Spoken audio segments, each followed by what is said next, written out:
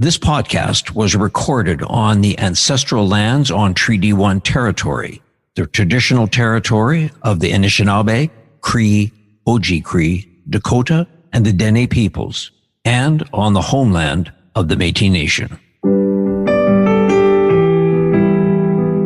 This is Humans on Rights, a podcast advocating for the education of human rights. Here's your host, Stuart Murray. Jamie Goulet is a passionate entrepreneur and an independent forward thinker, particularly on innovative and healing concepts having to do with the empowerment and reverence for Indigenous women. Jamie Goulet is the owner-operator of Grandmother Moon Lodge, an Indigenous women's land-based healing and educational village.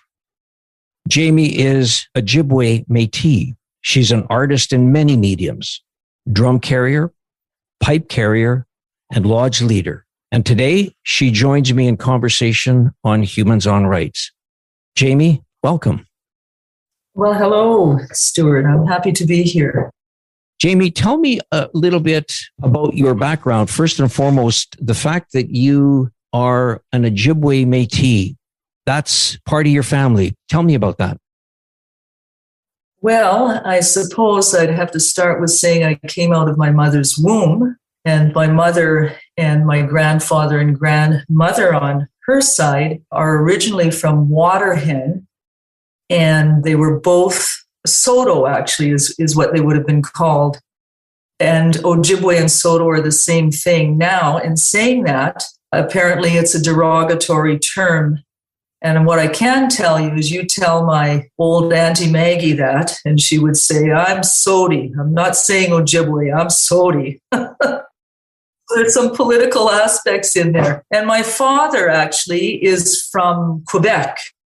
My father was a Frenchman who left his village in Quebec, and he came here of 17 children. He was 14, and he came up north and met my mother in Kississing Lake, where they lived as trappers, and he worked in a mine that was very close to that location. And as a result, I was birthed out of my mother's womb.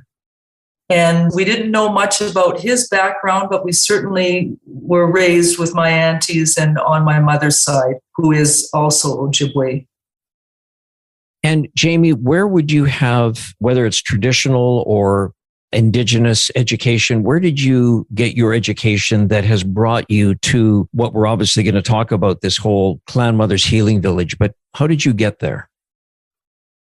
You know, it was a long, traumatic history, actually. And as many folks my age would have said that, including my own mother. So again, in our communities, in our northern communities where I was actually birthed in the Pas, Manitoba. That's where I was birthed, and that's the region, Cranberry Portage and Kississing Lake. That's where we grew up. So in saying that, I came to understanding what was traditional on our side was trapping and fishing and knowledge, because so much of our cultural traditions were taken away already at that time. So in learning that, so many of us have come back home and found our original ways of being.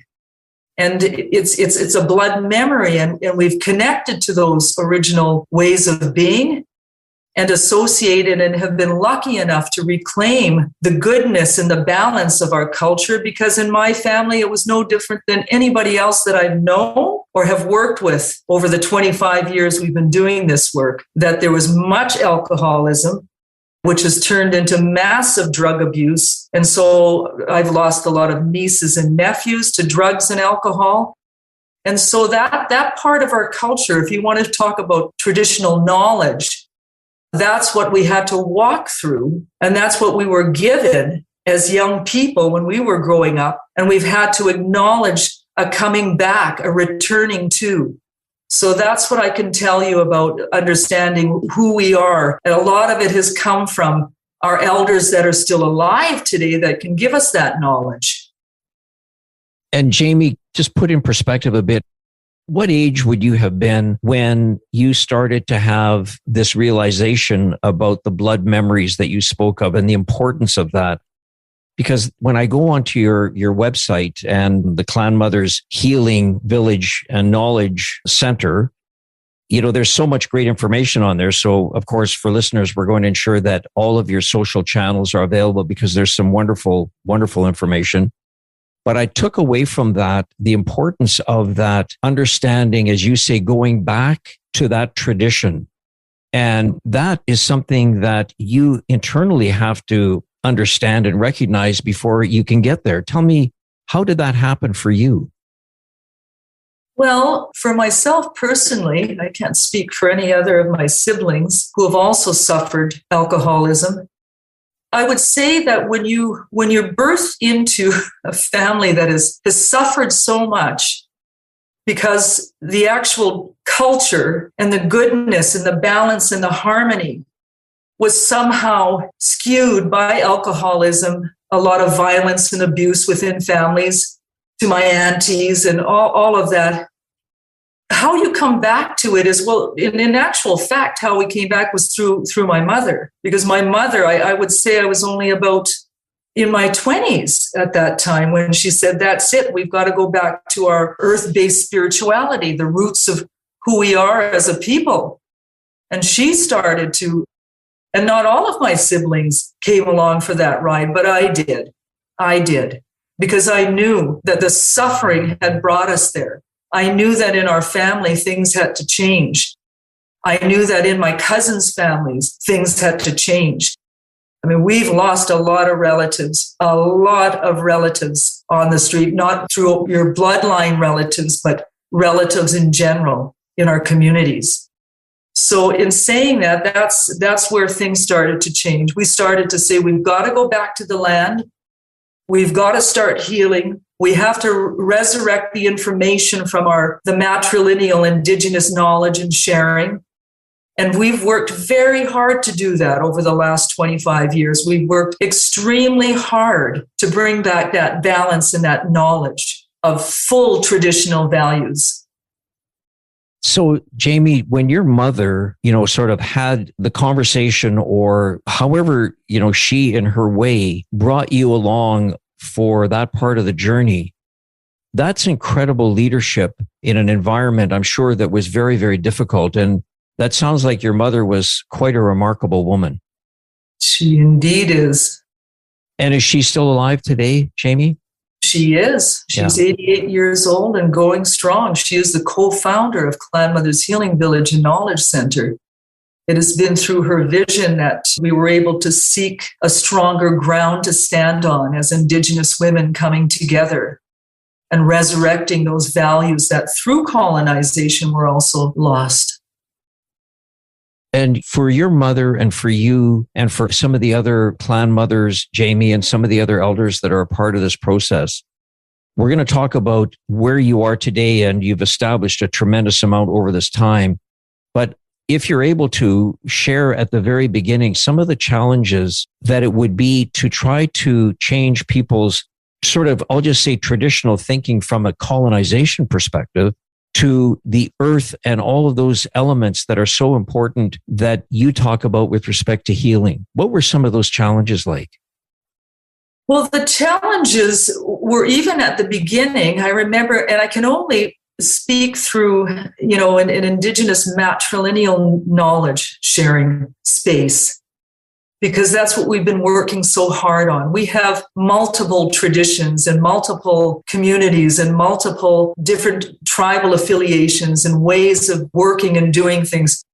But we have something in common, all of us. And I think some of the challenges, even in our own communities, have been, when they colonized here, they did a really good job of making exempt the matrilineal knowledge, the original governance systems that our people worked under, which were female, Earth Mother based.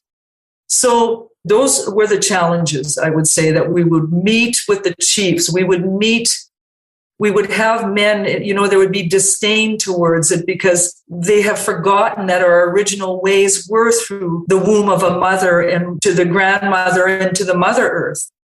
That's how creation started. And so those were some of the challenges we had. We worked very hard to bring the voice of our female elders forward, because up till that point, we mostly would hear from our male elders. And that's fine, but there is a piece of the knowledge, a piece of the balance that was missing. And those were the challenges. In saying that, there seems to be a fear of having the female entity, the sacred female voice come up and have knowledge, have original thoughts of governance, have original knowledge of land, have original knowledge of bringing communities and families together. So that probably was a bit of a challenge. How is it that you were able to advance that discussion or that journey, or those kind of, you mentioned I think, indigenous matrilineal concepts. Talk a little bit about that and how you advance that. Well, the truth in our culture is that's how we came to be. And it's also related to the Earth Mother. And the Earth Mother, if it wasn't for her, none of us would be alive. The world as we know it today would not be alive. So original indigenous values and knowledge, everything came from Earth Mother, creator of all. And that we lost, and it's been lost for so many years that it's been complicated. When they talk about decolonization, it is a decolonizing as well. If we want balance to come back to any community or the entire earth, indigenous values are what is going to bring the balance back, because everything was in creation came from the mother, the earth-based natural knowledge. And our men knew that and never questioned it. And so when you talk about those challenges, that would be the challenge, is we could very easily give up on this. But as many of our female elders and male elders have said, as long as our women are not taking back their rightful place as leaders and spiritual leaders in our communities, nothing will change in our communities. So when you worked through this whole process and started the Clan Mothers Healing Village, you've done some amazing work clearly for the past number of years. You talk about sort of the opportunity and the difference, and I want to get into this whole purpose, Jamie, about this social enterprise that you've been working on. Can you share your thoughts of how that developed as a concept from the Clan Mothers Healing Village? Well, the social enterprise part is a kind of decolonizing as well. It does break down that hierarchy system, is that when you have a social enterprise is an original indigenous concept, and it's taking care of the village, taking care of all peoples in the village, that there isn't a hierarchy there. So, for example, when we're working together and we're developing these social enterprises, one of the first ones we're developing is an Indigenous women's building company. And so when our women come in, we need them to have a physical process, because it's part of the healing journey. And so that is why a lot of the emphasis is around the holistic values of our villages ancestrally would have been everybody brought a gift to the table. And so in saying that, social enterprises model will definitely occupy that void, and what's happening in a lot of therapies, Western styles therapies, will help women really connect to the land as far as building. And we have many other enterprise models as well. Medicines, we have art and activism. So there's many different social enterprise models, but it takes care of the village. And we're trying to replicate, the knowledge of our original villages in the 21st century. Is there a financial element to, the term social enterprise, or is it more directed at more of a healing process? I guess the original values would have been not commerce, but in a modern, context right now, of course, we are hoping that we can, at some point along Clan Mothers, that we can end the asking for the financial aid, that we actually have enough human energy to come together in the village and run a village like it would have been ancestrally in a modern context. And so there will be a financial or economic, spiritual economic component to it. And that be that we're truly self-sustaining.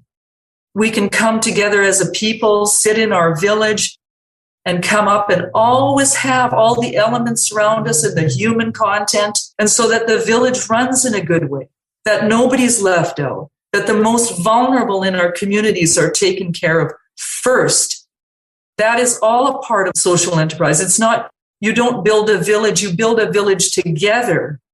And women will be already, starting to run the program, and they'll be ready to build the village, along with, obviously, we need to have builders there as well.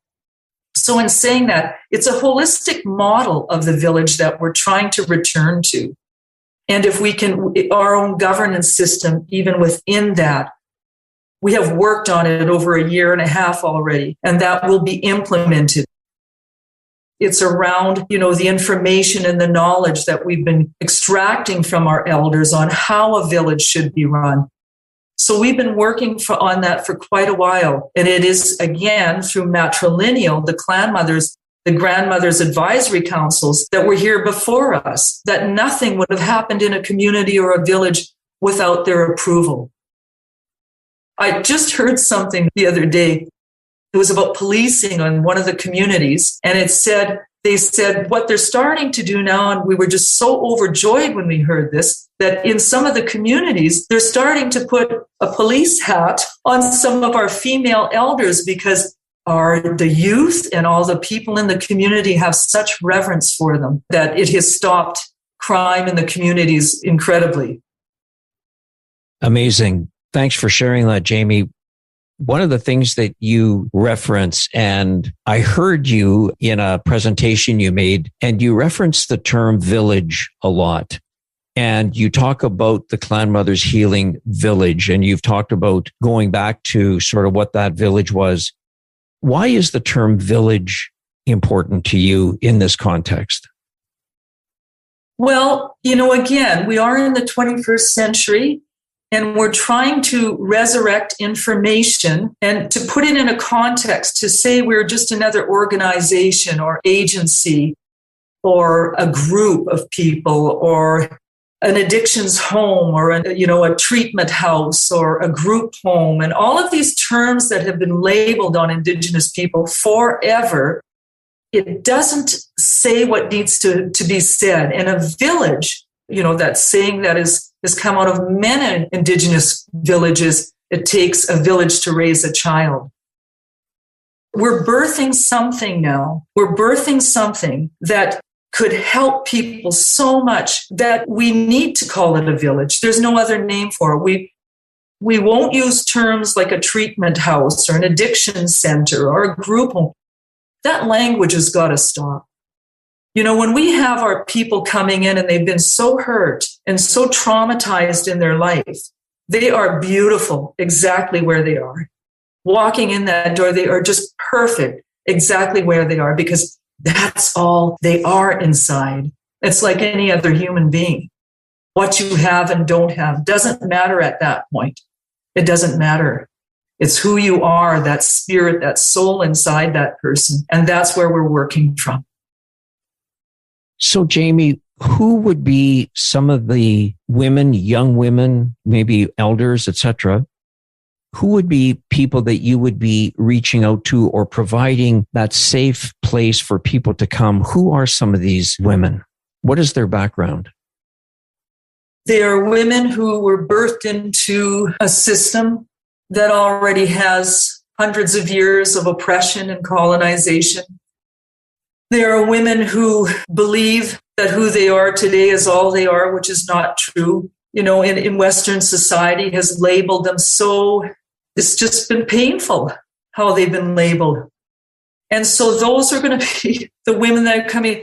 In our community, we say we help the most vulnerable first. That's what we do. And that's what we're going to do. So those who simply had a difficult time and have had a systemic history of colonization, beating them down And we still are in it today. It's still happening today.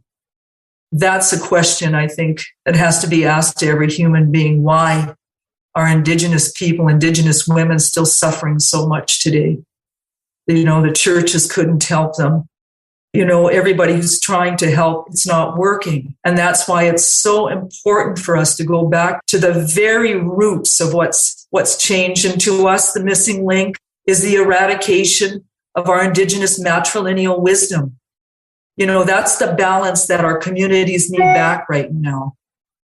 They need the loving, mother-centered societies that our ancestors developed for us, and the science and all of that. Jamie, just a couple of other sort of thoughts from you around this. When you talk about sort of taking back or coming to the land, the land obviously is very important. From your perspective, from an Indigenous matrilineal perspective, what is the value of the land? How do you bring that into the healing process? My goodness, that's loaded, that one. The land is everything. And I said, as I started this off, we wouldn't be here if it wasn't for Mother Earth. Through the sacredness of her being, giving us breath from the trees, the knowledge of our food, our food sovereignty and security has been so damaged. And we know how to bring that back. And so, what I could say to that is it's everything. She's everything to everybody, including yourself. There's nothing we can do without Mother Earth. When I think of how ravaged she's been, the oil extraction, the resource extraction companies, how they've taken from her and literally ravaged her and raped her and selling as a commodity. I mean, these are values that don't belong in Indigenous worldviews. They do not belong there. And it's not how we feel. And we need more models like Clan Mother's Healing Village and Knowledge Center. We need more models that have first of all, it has to go right down to the governance systems that are implemented into every village. That's what I'm going to call them. And you can say community, organization, but everything, until we can get to the root cause of it and change it internally, that's what we have to do. And that's how important this is.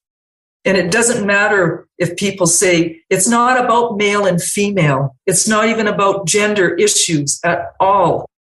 What it's about is truth.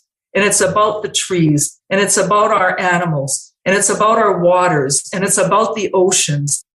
It's about all of that. And we all know, we've been talking about this for decades now, that if things don't change, we're losing our very source of life, which is Mother Earth. As you say, it's a very loaded question, but thank you so much for the explanation, Jamie. When you hear the word, because it's become sort of now talked a fair bit about decolonization, when you hear that word, what does that mean to you for an Indigenous woman who is going through this whole process of this healing? And you hear all of these, at some point, we're in a society where you've got to put a name on something. And it just because then that means that you can put a name to something. You don't necessarily have to discuss it. You can just have the name there. So people just breeze through the word decolonization to get to another comment. But when you hear the word decolonization, what does that mean to you? Wipe away everything and go to the roots of Mother. That's all I can keep saying. It means bringing a balance that has been eradicated from all of society and bring back your grandmothers, bring back those who have the wisdom and the knowledge about raising communities and families, developing communities, developing social enterprises. In my view, it sounds completely erratic, but the truth is that the governments, our province here, and we've talked to them about it, should have a grandmother's council.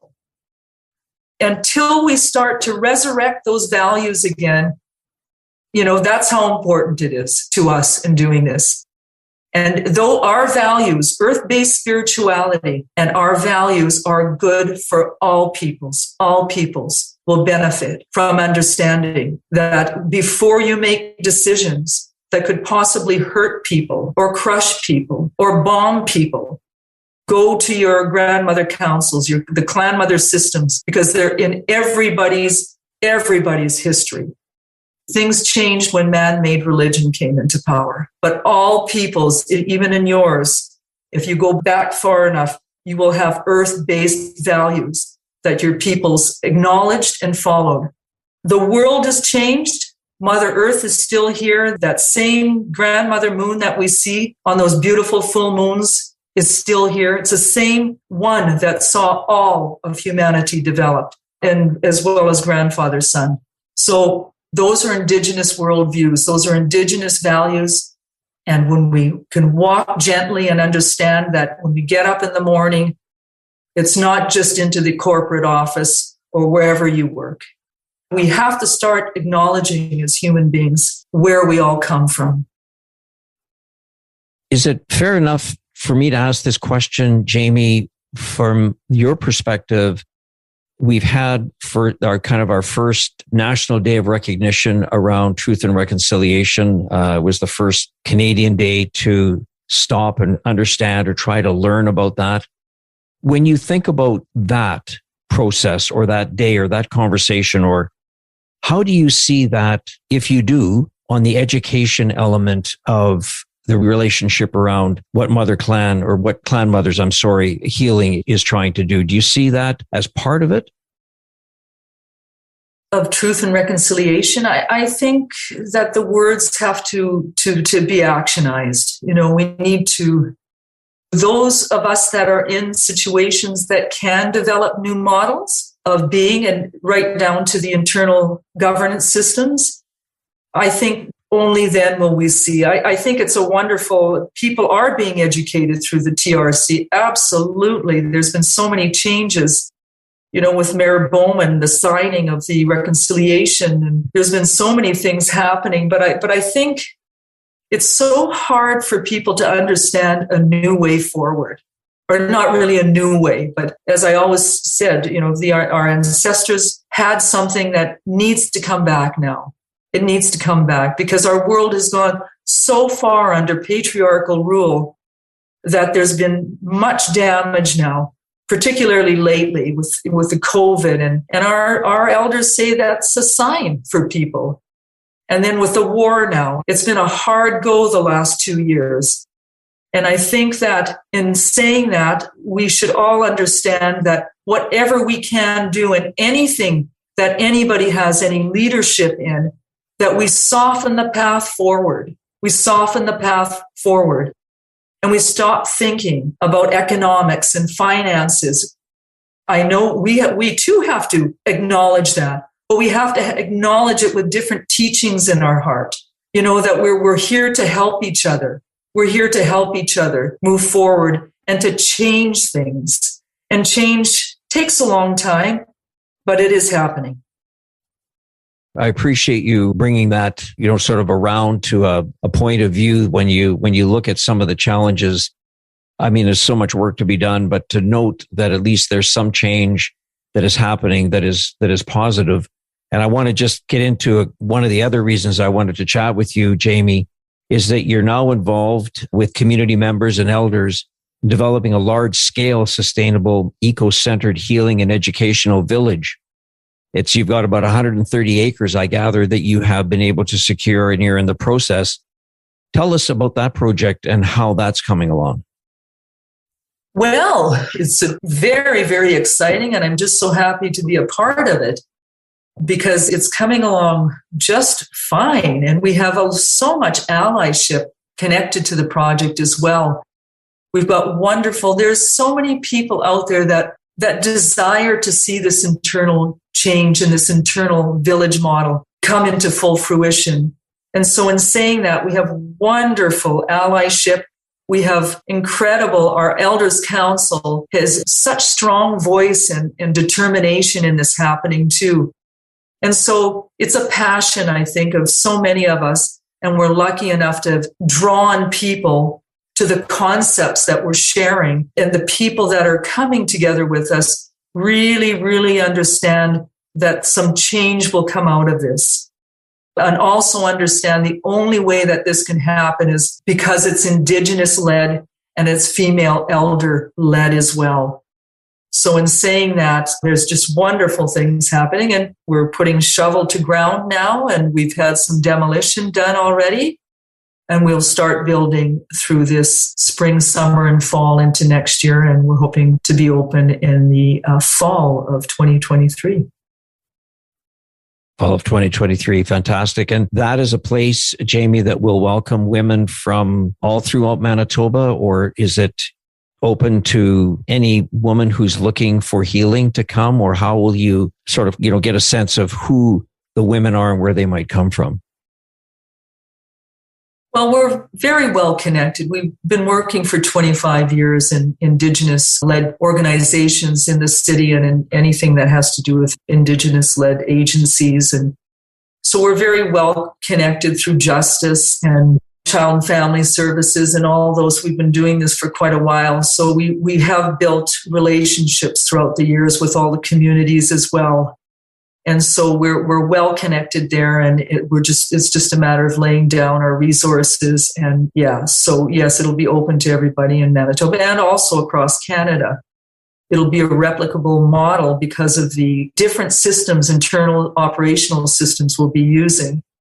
And so therefore, we're wanting to share, because that's what we do as Indigenous people. We're not building this for any individuals specifically. It's shared knowledge that once we're fully operational and we've created this Indigenous village model that consists of community living and healing and knowledge sharing and programming, surrounded by that system of social enterprise, and having people, getting so many gifts that our women have that are yet to be used. And so we want to just sort of ignite that passion in them, and then just build off that and then share the knowledge. So the knowledge center part of the Clan Mother's Healing Village is a location that we will constantly have ceremonies and workshops and gatherings and sharing of knowledge and information, and inviting people from across Canada and internationally that are working with, vulnerable women and that need care and help, and just designing it with a different philosophy and understanding behind it, so that we can go beyond the group homes and the addiction centers. There's so much more to people that are vulnerable and have experienced Indigenous collective trauma. I can't thank you enough for spending some time with me to let me get to know you a little bit better, get to know what the Clan Mother's Healing Village is all about. Your passion, thank you for sharing that with me today and for those that will listen to this. You wrote a poem. I don't know if it's a poem, and I apologize. That's my word. You might want to say it's not, it's just words, but they're your words and they're beautiful words. And I'm going to thank you for your time, Jamie Goulet. I wish you all the success. I look forward to many more opportunities to learn and share from you. But I'm going to ask you, please, to close this issue of Humans on Rights with the words that you wrote. And I'll leave that to you to close. Thank you very much, Murray. Our peoples have been colonized, researched to death. Still no answers. From a dominant system exempt from Indigenous knowledge. Loss of language, loss of identity, loss of cultural and spiritual values. We are the keepers of our own pathway home. Clan Mothers return. Humans on Rights is recorded and hosted by Stuart Murray. Social media marketing by the creative team at Full Current in Winnipeg. Thanks also to Trixie May Bituin. Music by Doug Edmond. For more, go to humanrightshub.ca. Produced and distributed by the Sound Off Media Company.